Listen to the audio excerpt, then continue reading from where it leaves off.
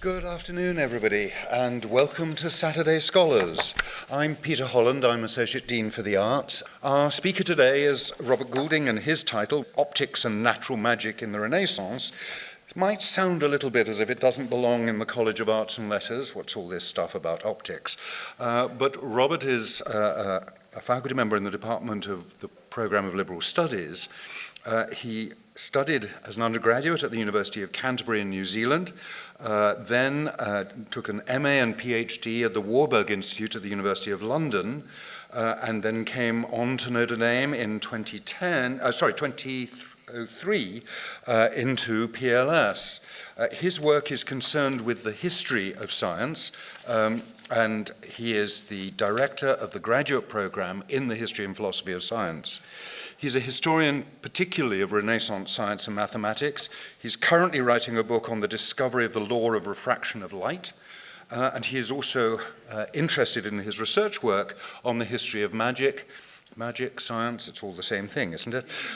He has held awards from a quite extraordinary group of funding bodies, including NEH funding at the Huntington Library and at the Newbury Library, an ACLS, American Council of Learned Societies Fellowship, and most recently, a couple of years ago, he spent a year at Princeton's Institute for Advanced Study. So please welcome Robert Goulding.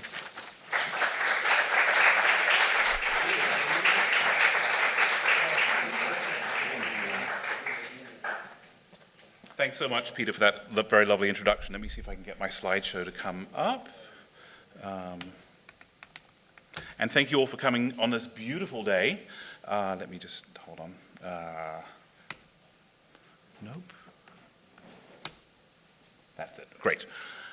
Thanks for coming today. I'm going to talk a little bit about my own research to start with, and then give us a kind of a guided tour of a couple of aspects of the ways in which Renaissance science and ideas of magic and illusion and spectacle intersected in very interesting ways. So I have some props up here, as you see. People are very welcome. I'll point to a couple of them as I talk. You're welcome to come up and play with them at the end, and you'll get a sense of why they're there as we go ahead. So my own research, as Peter mentioned, is on a book called Images of Broken Light, The Search for a Law of Refraction, 1597 to 1637, which really looks at the 40 years before René Descartes, published the law of refraction. There was a kind of a fever of experimentation and theorization as people began to try and understand this fundamental law of physics, really the first mathematical law of physics that was discovered. I've got a couple of figures up there, one of whom I'll talk quite a lot about today in passing. These are the two main figures of my book: Thomas Harriot, an English mathematician, and a Netherlandish scholar, mathematician, scientist called Willebrord Snell, both of whom independently discovered that law. And my book is, to a large extent, trying to understand how they did that. But I'm going to start somewhere completely different with some poetry. This is a famous passage from the third book of Wordsworth's Prelude, his autobiographical poem. This is the later version that he rewrote. Let's just read it out. He's talking about his days at Cambridge University, where he was a student at St. John's College next door to Trinity College. And from my pillow, looking forth by light of moon or favouring stars, I could behold the antechapel where the statue stood of Newton with his prism and silent face, the marble index of a mind forever voyaging through strange seas of thought alone. It's a beautiful image. It's a beautifully written, it's Wordsworth, and you can see how it kind of fits that statue, which you can see to this day in the chapel of Trinity College. There you have Newton standing there with his prism in his hand. And it gives us an impression of this lofty, distant, intellectual figure that's quite accurate of the kind of person Newton was in a way, doing these experiments, doing these observations which only he was able to make sense of. Here we have here's a close-up of him holding the prism from that statue, and there's a very famous image there from a 19th century painting. This is an engraving that appeared in popular magazines in the 19th century of Newton, again, doing his famous experiment, projecting the spectrum through a prism. So these are archetypal pictures of Newton as an experimenter. They're in their own way as iconic as Galileo dropping balls off a tower. And when we look at it, we see the prism in his hands as, obviously, a scientific instrument with which he discovered the colors in white light and pioneered a new science.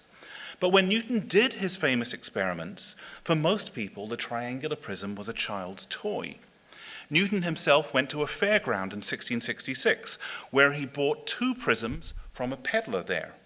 And although most people would have identified the objects as a plaything and not really an appropriate pastime for a scholar of Trinity College, Cambridge, Newton actually came at the end of a line of natural scientists who worked to turn this toy into a precise scientific instrument. And that's one of the stories I want to tell in short today. So what I plan for today's talk is to look at a couple of these interesting objects that also feature in my book. And I want to talk today about how a spirit of playfulness and a willingness to pay attention to trivial toys was one component of the movement that we call the scientific revolution. So my book considers several objects that made their journey from an entertainment to a scientific object, and one of those is in fact the telescope, which started off as a trick you could see in an optometrist's shop, then it became a toy, and eventually became this instrument by which we could change science itself. And today I'm going to look at these 2. First of all, the concave mirror, and you see one right down there, so that's why that's there. And second, and I want to ask there about the spirit, think there about the spirit of playfulness and scientific investigation, and then think at the end a little bit about this prism again and how a prism becomes a scientific object. So let's begin with playfulness and this idea of natural magic. And an idea of natural magic itself is an unusual idea. It's not a phrase that we use. It was a very common Renaissance locution. So it goes back to the 12th century, early 13th century. William of Auvergne, Bishop of Paris, writes a phenomenal work in which he really sifts through what kind of magic is legitimate, what kind of magic is illegitimate, what kind of knowledge is legitimate for a Christian to have. And as he goes through that, he says, real magic always involves demons. And so obviously you can't do that. And you have to be punished. And he's quite clear about how people should be punished if they consort with demons. On the other hand, William of Auvergne was a very learned guy. This is right at the beginning of a period in which a whole lot of new knowledge was flooding into Western Europe from the Arab world, works of science, works of philosophy. William knew them very well, and he was fascinated by him, so he wanted to carve out a place for a different kind of knowledge. And he says that there's another kind of knowledge that looks like magic if you don't understand it. Illusions, marvelous cures, things that you're doing actually with natural objects. And he says that's blameless. Of course, you could trick someone with it, that wouldn't be good, but just doing it has no blame attached to it whatsoever. And he called that magia naturalis, natural magic, which was a word that was going to stick for the next 600 years or so. The second figure, a few centuries later, is a guy we'll be meeting a couple of times today, Giambattista della Porta. He's a Neapolitan writer, scholar from the 16th, early 17th century. And he founds in 1560 something called the Accademia dei Segreti, the Academy of Secrets, in Naples. And it's a really interesting kind of club that you can join. It's open to anybody. You don't have to be of any particular social class or background to join it. You don't have to be a gentleman like Giambattista della Porta was. All you had to do is turn up at a meeting with one natural fact that nobody knew. And that was enough to get you in the door and become a part of this Academy of Secrets. So it became this kind of informal group of people gathering new stuff that wasn't written down in books yet and telling each other about it. And they met in a cave. It was really kind of, Huck Finn stuff. They met in a cave and they did these experiments together and they shared these secrets, as they called them. He published a book which was one of the biggest bestsellers in Renaissance Europe, a book called the Magia Naturalis, the Natural Magic. In 1560, he put out a short version, just 4 books,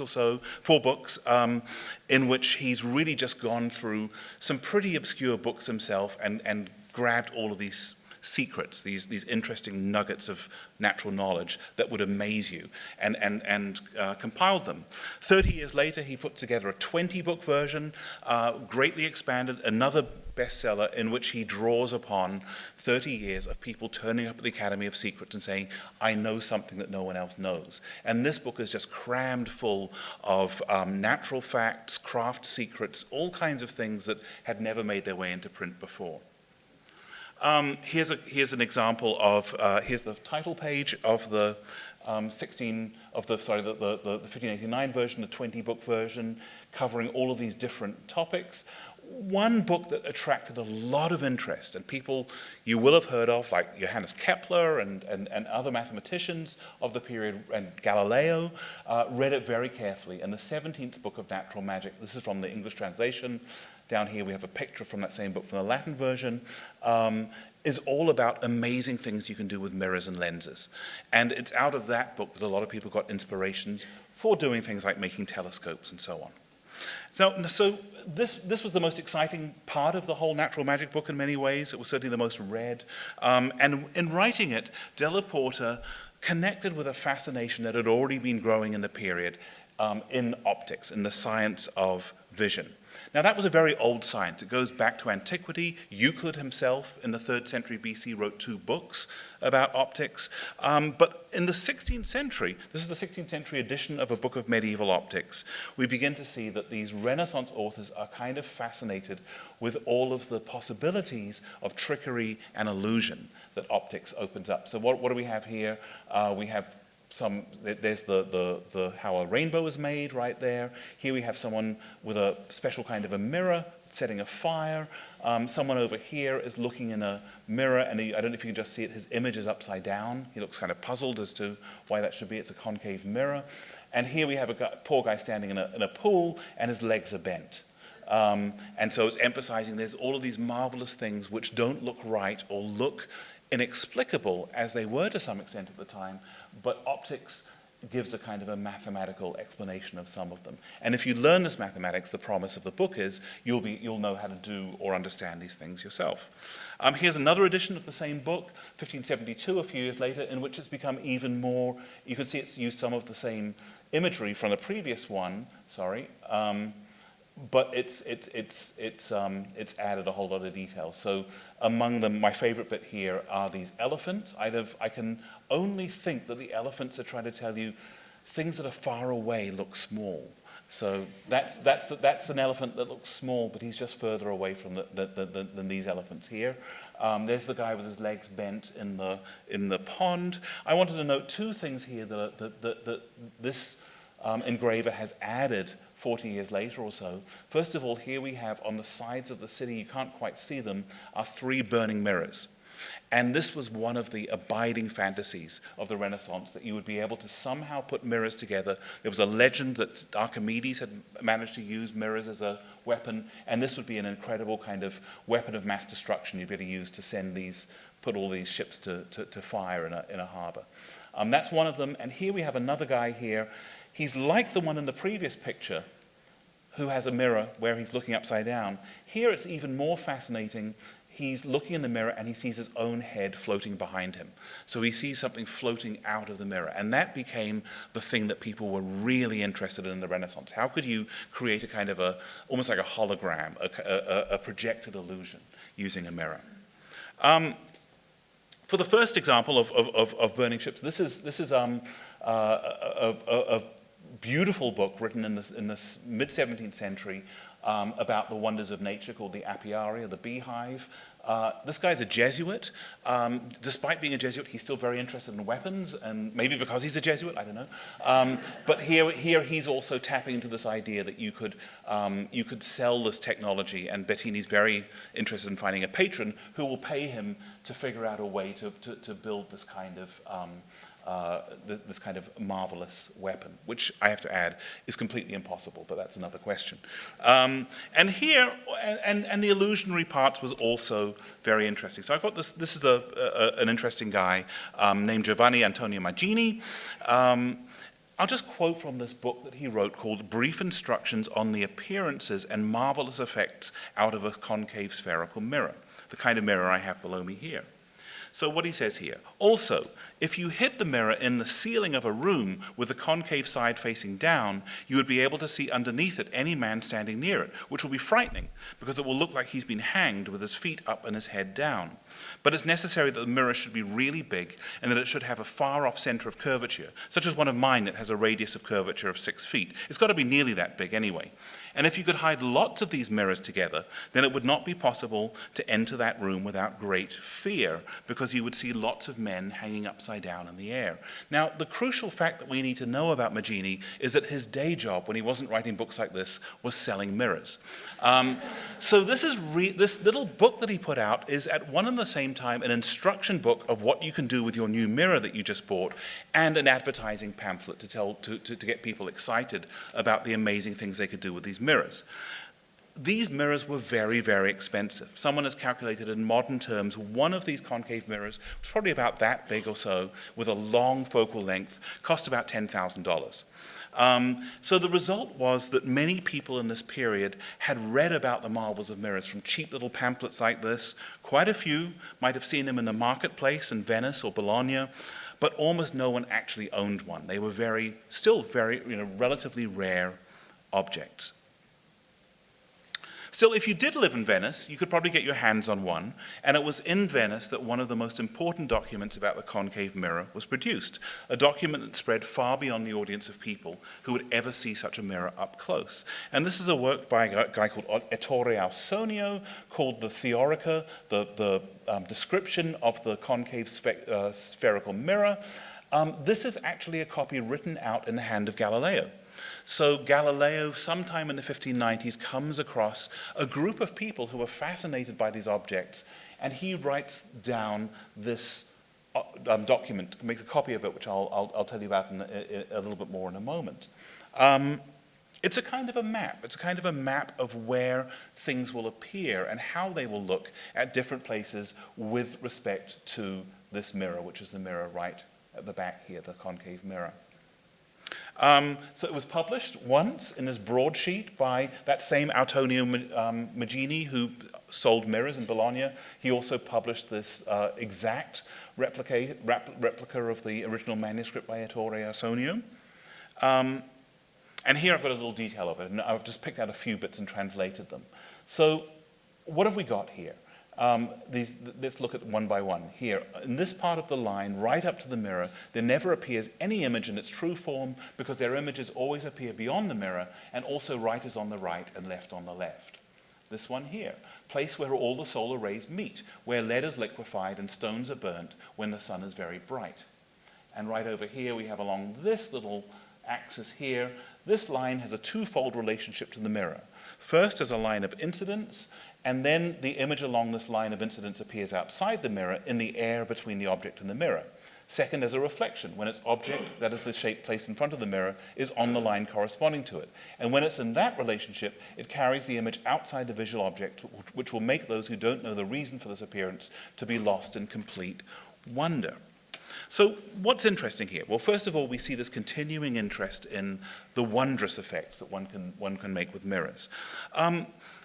But also, what this document is in effect a map of what you can find experimentally with a mirror. And it completely ignores any mathematical optics. There's no explanation here of why that might happen or how we might calculate it.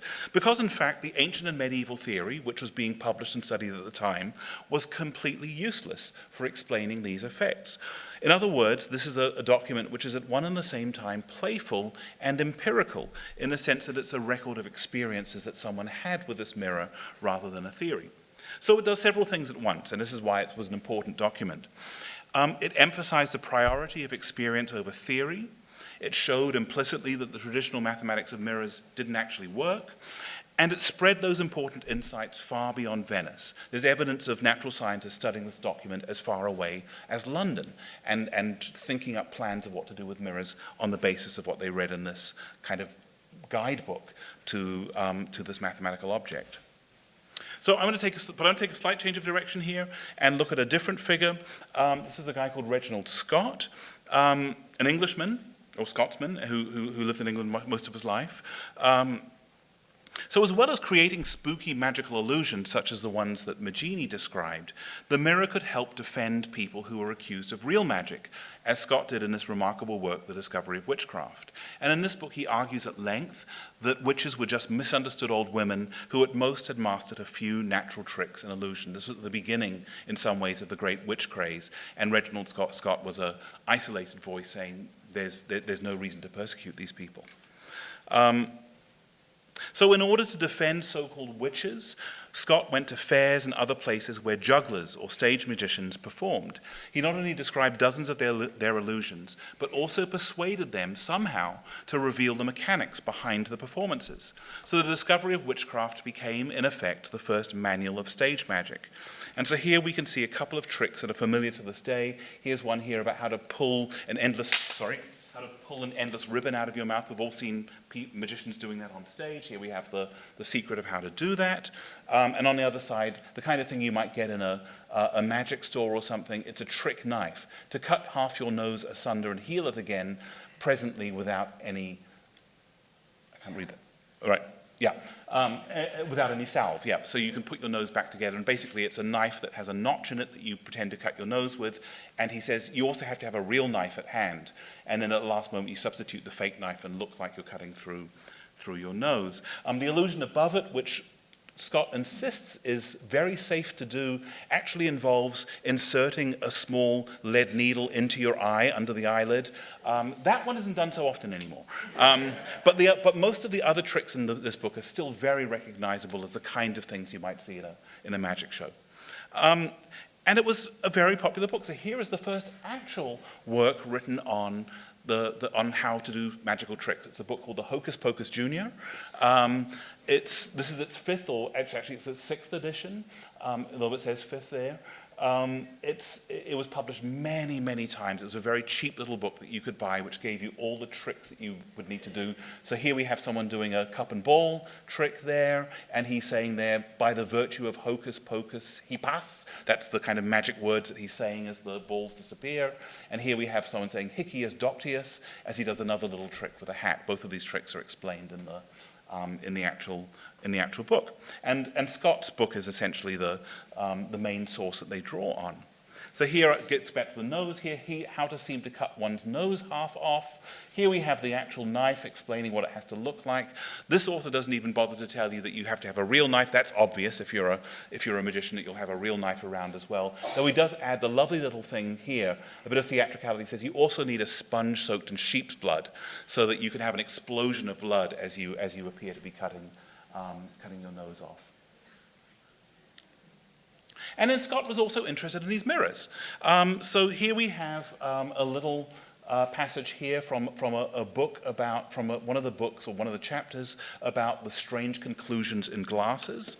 So if I affirm that with certain charms and popish prayers I can set a horse or an ass's head upon a man's shoulders, I shall not be believed. Or if I do it, I shall be thought a witch. And yet if Giambattista della Porta of Naples' experiments be true, it is no difficult matter to make it seem so, and the charm of a witch or a papist, joined with the experiment, will also make the wonder seem to proceed thereof. This is all copied directly out of Della Porta's book. So the actual, with the other stuff, he actually talks to people who perform tricks and records them. This one he just simply copied out of this book. He had very little experience with them himself, it seemed.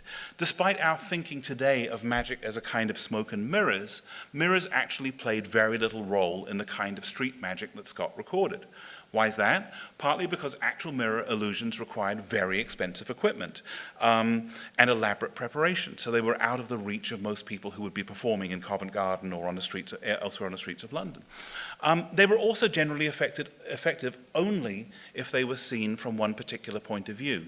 If you've ever played with one of these mirrors, as people are welcome to do at the end of this talk, you'll see that you have to take a particular stance, and only from that position will the illusion work. That's obviously not going to work if you're on a street surrounded by people.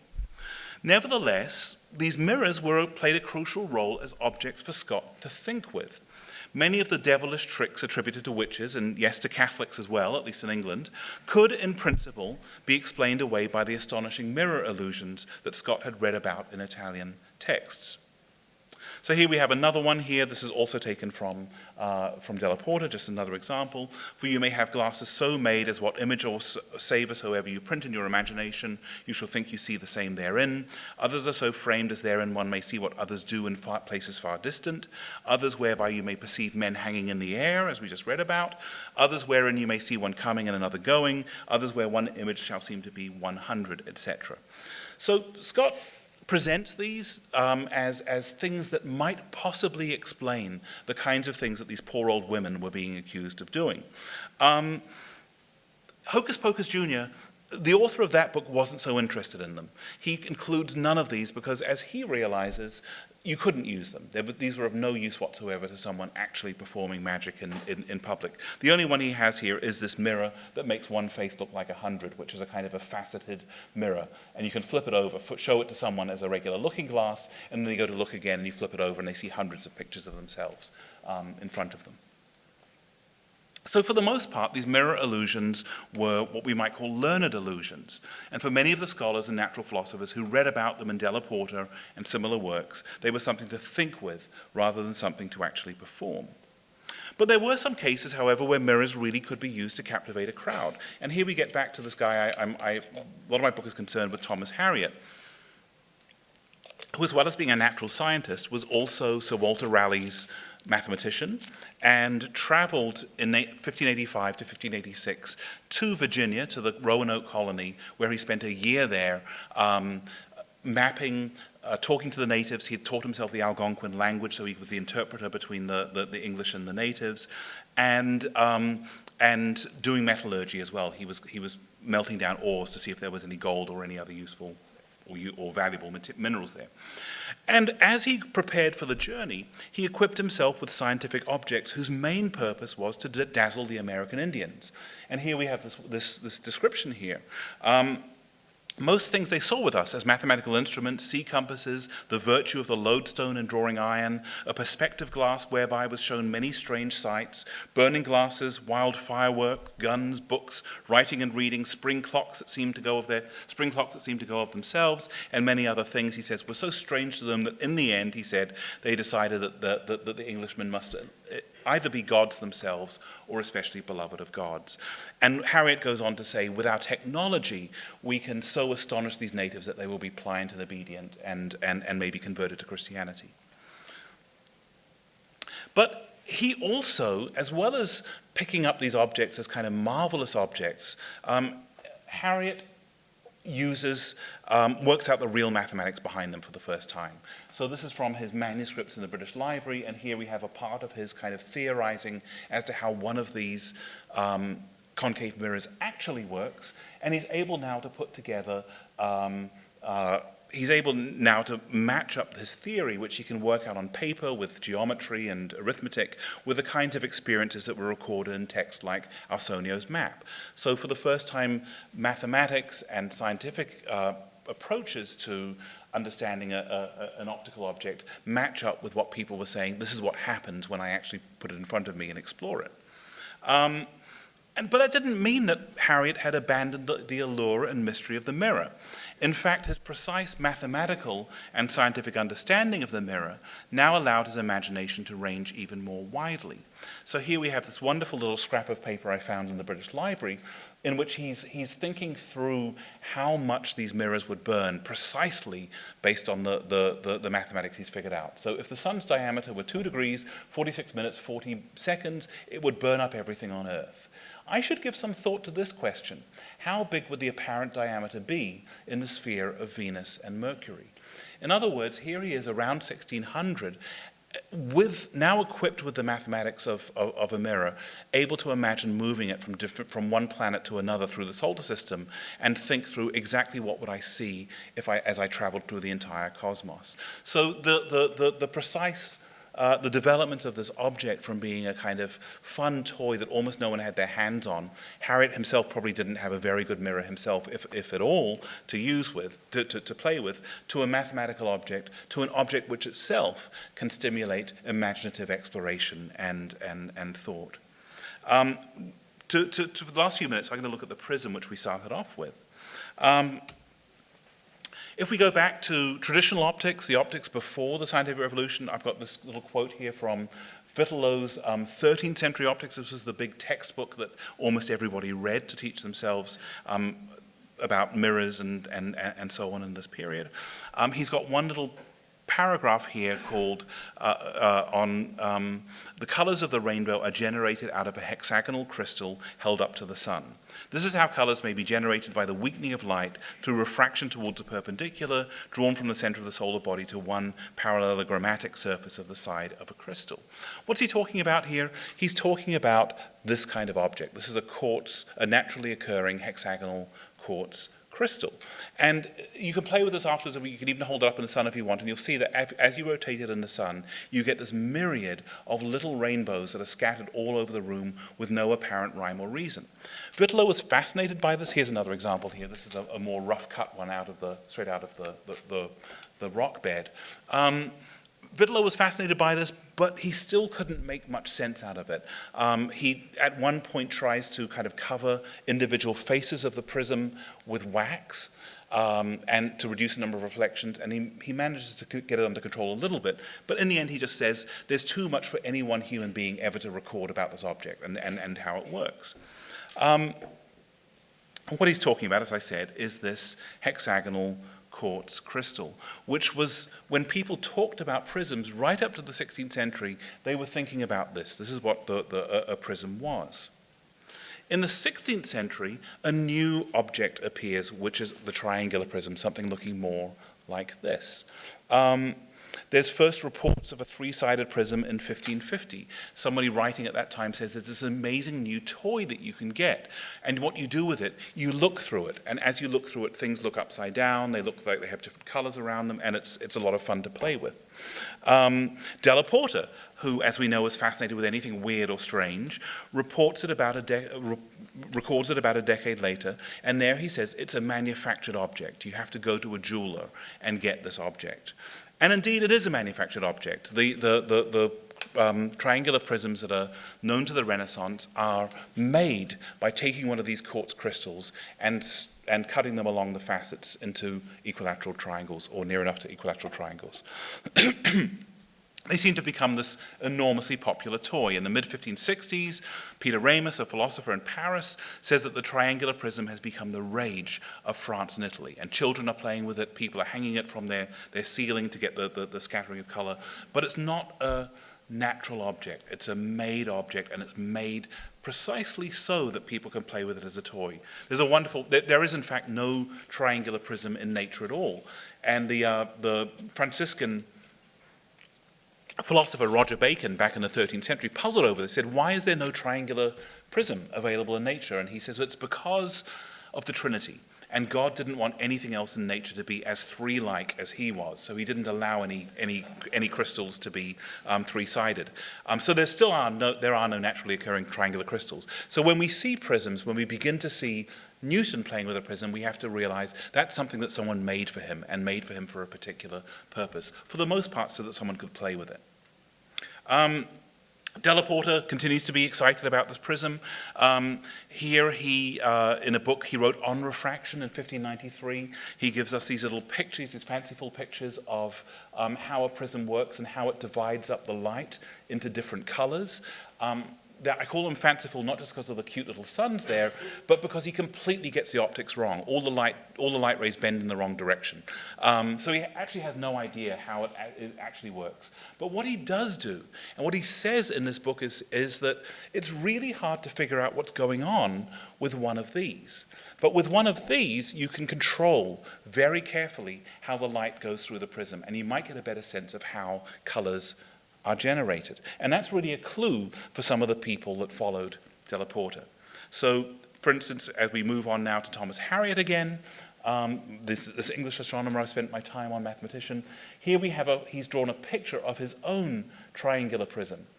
He bought from a man called Mr. William Cope, a jeweler in London. And you see, as he describes it here, it's pretty imperfect, as most of these early prisms were, because it's been cut out of another piece of rock. And he tries to talk there about the colors that you can see and how some of the colors that he can see are really just a kind of artifact of the fact that this prism isn't very well made. What he went on to do himself then was to get 3 flat sheets of glass, put them into a perfect triangular shape, and fill it with water. So his own experiments from that on were done with an idealized object, which was inspired by this, but not found in nature at all. So here we have, just as the last slide, this is Harriot's measurement of the spectrum in 1602. And this looks very much like the kind of thing that you would see in a modern scientific textbook. And indeed, Harriot is very carefully measuring how light enters this prism here. Here he gives us the size of the angle of the prism, 58 degrees. And then he very precisely measures each of these color spreads of the spectrum and then hypothesizes exactly how they emerge. What he thinks is it's a kind of a differential refractive index that is found in glass somehow, which spreads out the colors along the line. This is some 65 years before Newton. And in itself, people often don't know that for hundreds of years before Newton, people were, first of all, they knew that light could be broken up into a rainbow in the way that Newton played with it, but also that in the century before Newton, they had this new kind of object with which they could start playing with these ideas and even turning them to precise scientific observations like this. So just as conclusions to these two examples. So the law governing the refraction of light was one of the very first mathematical laws of nature to be discovered. And its discovery encouraged scientific thinkers like Descartes and Newton to look for mathematical principles throughout nature. But part of the story, of at least of how we got here, with someone who understood very precisely how light worked, and how fundamental scientific discoveries were made in general, was through a spirit of playfulness and open-ended exploration, and a willingness to take a closer look at trivial toys and entertainments. And so maybe there's a lesson here for science educators today, that however much our students need fundamental technical knowledge, they must also be encouraged to connect with the spirit of fun that animates the most creative science. Thank you.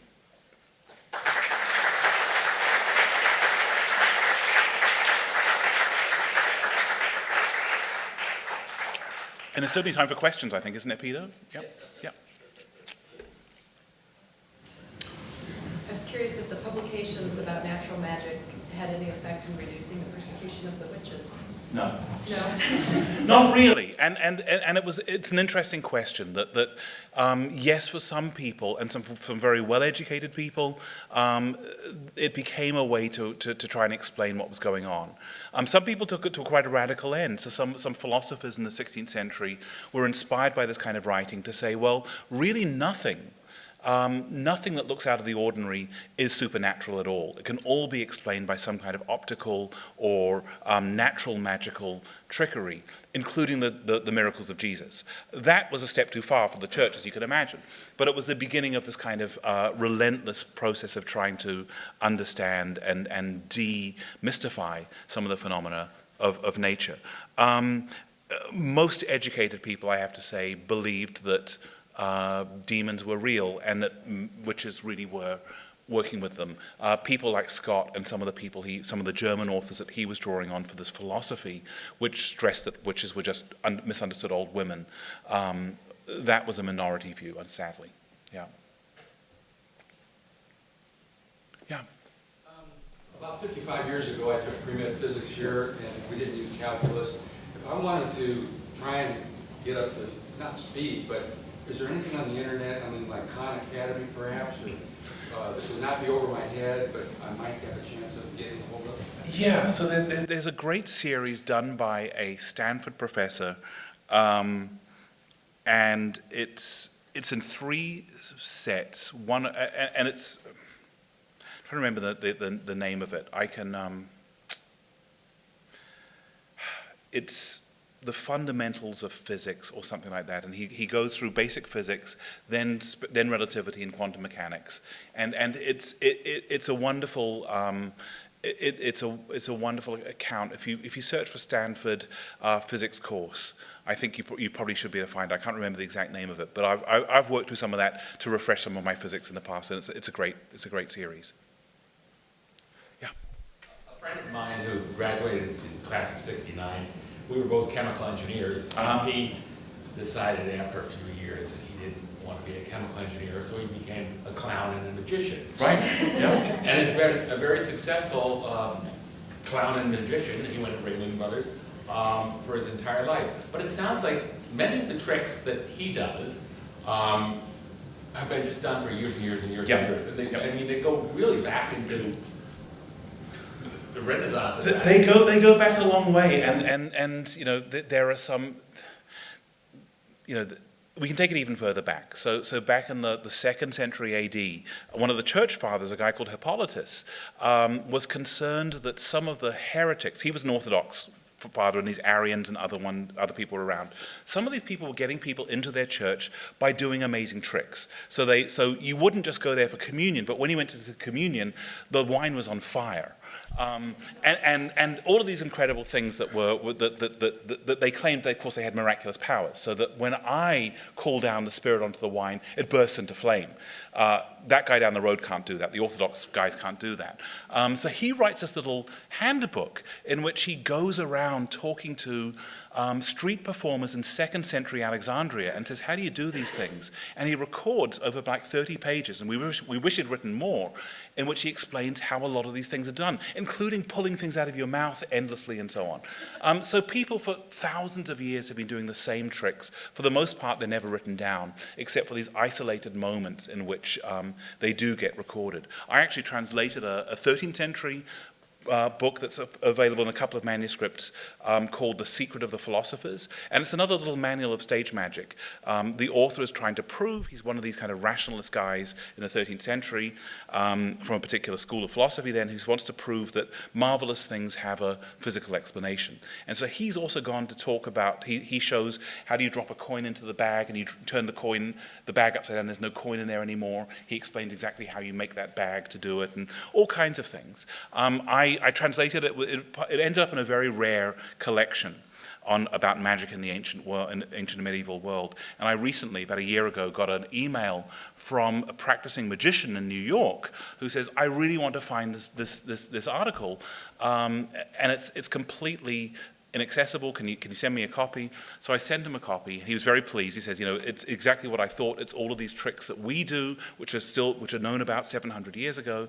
He turned out to be one of the producers of the Colbert Show. So he sent me a pass. Anytime I want to go and see Colbert, I get to go in response to this, which was exciting. That was the most exciting part for me, that I get to go to a show in New York.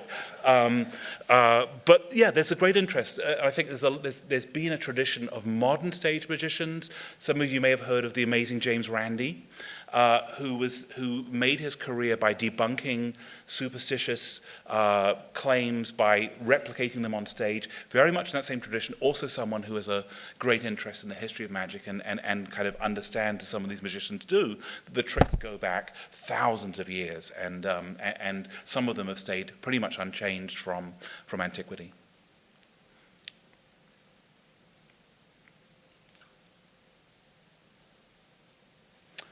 Jay. So it seems like the line between white magic and black magic can be hard to discern. Yeah. Were there many natural philosophers like Bruno who were seen to have crossed over into the dark side? Yeah, I mean, in the presentation I've given you, I make it seem easy to distinguish between stuff that is black magic or wicked or done by demons, as they would have thought about it in that time, and stuff that's done naturally. The line wasn't so easy to draw because, as everyone also agreed, demons are only able to do natural magic themselves. So demons have no power beyond putting things together. They might be able to do them very fast. They certainly know more than we do because they were angels that fell. So they have a perfect knowledge of how every chemical and everything else works. But still, all they can do is natural things very quickly and with great skill. So if you're doing those kind of tricks, on the one hand, it might be said to you, well, that's fine, it's just natural. On the other hand, and this was said to people, how did you find out? Because the demons do the same thing. They might have taught you, or the very fact that you're doing something to deceive people with natural forces might itself be indistinguishable from how demons try to deceive us. So, you know, some people, like Della Porta, very highly educated, Neapolitan patrician, are able to make that distinction very clearly and say, I'm not doing magic, but let me explain to you that there's this kind of natural stuff you can do, and I'm not interested in superstition. He gets away with it. Other people do get into great trouble, even though they're claiming, you know, even as they're thrown onto the fire, that what I was doing was purely a kind of a natural magic that didn't involve any kind of demonic intervention. And people might accept that you didn't have demons helping you, nevertheless you were doing something that looks to us to be demonic.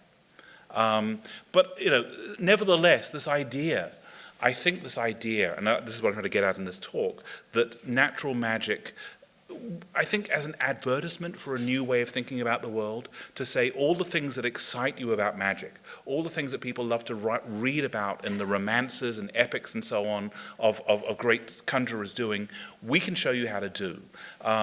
There was a great Jesuit thinker, a guy called Athanasius Kircher, who wrote volumes and volumes on this stuff. My favorite part was he's trying to explain how you could make a demon appear. He's a Jesuit. He's a Counter-Reformation Jesuit. He's trying to scare the Jesus back into people in some ways. And he says, here's a trick by which you could, if you had a room full of sinners, you could make demons appear to them and say, I'm going to get you if you don't start living a better life. What he actually invents to do this is the slide projector. And it's recognizably the series of slides, a series of lenses that are used to this day, a compound slide projector. And he has a film with a picture of a demon, and he has a little fire behind it, and it projects through a series of 3 lenses onto a screen. That's what it is. But the impetus behind it was this entirely marvelous and almost magical interest. Yeah. Yeah. First, thank you so much for your presentation. It's both learned and fun. But my question is, what attracted you to this field? So, I'm not a stage magician. I'm not an actual magician either. So that wasn't the interest. I guess I started in an odd way, and it came upon me as I was writing my dissertation and my PhD dissertation. I was working on this very sober-sided Protestant teacher at Oxford, who by great good fortune, we have his lecture notes, several volumes of lecture notes that he gave in 1570, which doesn't exist generally. So we knew what students were doing in Oxford. So I wrote my dissertation about that. As I said, he's a very kind of no-nonsense, kind of unsurprised guy. When he got onto optics, he wrote this chapter in which he just kind of explodes and says, it's just so awesome, it does this amazing stuff, it explains the whole universe, you can do these illusions. And I thought, well, if this guy is reacting to optics like this, what must be going on in the culture in general? So that's what started me, first of all, digging into some of these texts which kind of blend together the marvelous and were really sort of the hugest bestsellers in Renaissance Europe. Della Porta's book is translated into every contemporary European language and goes through dozens of editions in each of them. So everybody's reading these things, everyone's fascinated by it, and it also begins to inflect and inform real scientists like Kepler. So when Kepler hears about the telescope, and hears that Galileo has pointed a telescope at the stars and has discovered all of these things, the first thing he turns to is Della Porta and says, well, Della Porta tells us you can see things at a great distance using lenses. I wonder how you can do that. And that's how Kepler's beginning to put these things together. So there's this kind of porous membrane, in a way, between what we would consider to be real science and real scientists like Johannes Kepler and the kind of people who are on the edge of being charlatans and marvel workers like Della Porta. So that's really where my interest came from. It's also kind of fun stuff. And it just, as you dig into this, you discover, as I was talking about before, that the kind of banal tricks you might see from a not very good magician on stage here, not here, but somewhere, have been done for 2,500 years in much the same way. That, as a historian, that's kind of fascinating to understand that as one of the continuities, one of the continuous threads that can go through all kinds of nature, all kinds of culture, very different cultures for most of recorded history. There is, if you're interested, a wonderful room devoted to Athanasius Kirchner in my favourite museum in the whole world.